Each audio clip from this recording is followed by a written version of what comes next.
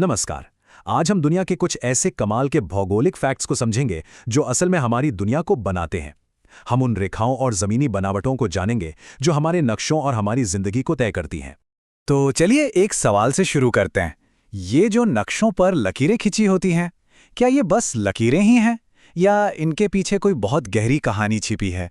चलिए आज इसी को समझने की कोशिश करते हैं। आज की हमारी पड़ताल 4 हिस्सों में बंटी है। सबसे पहले देखेंगे नक्शे की रेखाओं को, फिर बात करेंगे सभ्यता और इंडस्ट्री के बड़े सेंटर्स की, उसके बाद धरती के कुछ गजब के अजूबों को जानेंगे और आखिर में उन रास्तों पर नजर डालेंगे जो दुनिया को एक दूसरे से जोड़ते हैं। तो चलिए शुरू करें। तो पहला सेक्शन है नक्शे की रेखाएं। ये वो लकीरें हैं जिन्हें इंसानों ने जमीन पर कह सकते हैं अपनी हुकूमत जताने के लिए खींचा है। अक्सर हम देखते हैं कि देशों को बांटने वाली जो सीमाएं हैं वो पूरी तरह से इंसानों की बनाई हुई हैं। मतलब ये सिर्फ नक्शे पर खींची गई कोई अक्षांश रेखा है या फिर कोई राजनीतिक समझौता। जैसे कि 38वीं पैरेलल लाइन जो नॉर्थ और साउथ कोरिया को अलग करती है, या फिर 49वीं पैरेलल जो यूएसए और कनाडा के बीच दुनिया की सबसे लंबी और शांतिपूर्ण सीमा बनाती है। लेकिन दुनिया को हमेशा इंसान ही नहीं बांटते। कभी-कभी तो कुदरत खुद ही सबसे मजबूत और साफ सीमाएं बना देती है।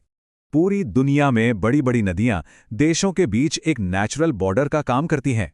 रियो ग्रांडे को देखिए जो मेक्सिको और यूएसए को अलग करती है, या फिर डैन्यूब नदी जो यूरोप के कई देशों के बीच से होकर गुजरती है।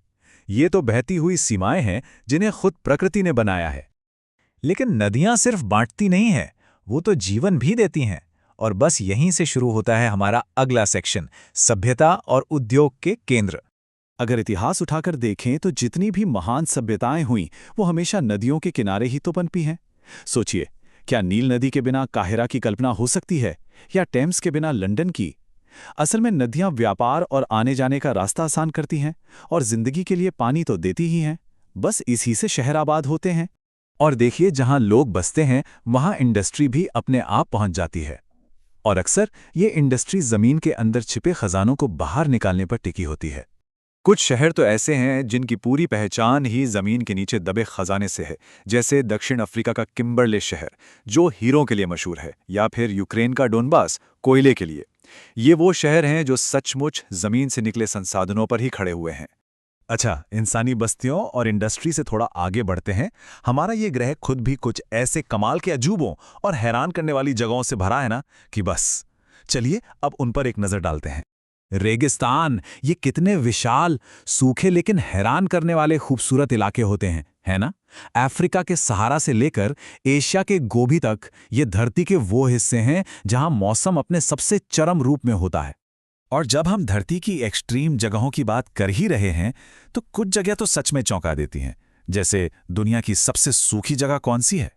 वो है चिली का अटाकामा रेगिस्तान। कहते हैं कि यहाँ के कुछ इलाकों में तो सदियों से बारिश की एक बूंद तक नहीं गिरी है। अच्छा, तो फिर दुनिया का सबसे ऊंचा वाटरफॉल कौन सा है? वो है वेनेजुएला का एंजल फॉल्स। ये करीब करीब 1 किलोमीटर की ऊंचाई से बिना रुके नीचे गिरता है। सोचकर ही कमाल लगता है।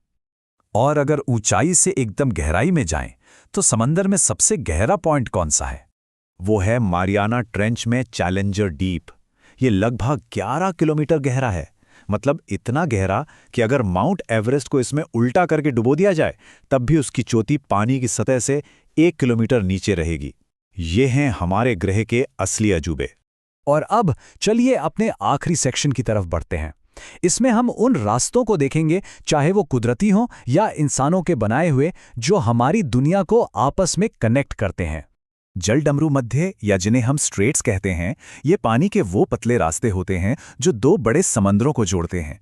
जिब्राल्टर या मलक्का जैसे स्ट्रेट्स तो ग्लोबल ट्रेड की लाइफलाइन है। सीधी सी बात है, जो इन रास्तों को कंट्रोल करता है वो एक तरह से दुनिया के व्यापार की नब्ज पर अपना हाथ रखता है।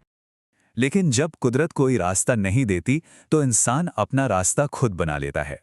स्वेज और पनामा जैसी नहरें तो इंसानी इंजीनियरिंग के वो कमाल के नमूने हैं जिन्होंने जहाज़ों के लिए पूरे महाद्वीप का चक्कर काटने का लंबा सफ़र ही खत्म कर दिया। इन नहरों ने समुद्री यात्रा से हफ्तों कम कर दिए और दुनिया के व्यापार का नक्शा हमेशा के लिए बदल कर रख दिया।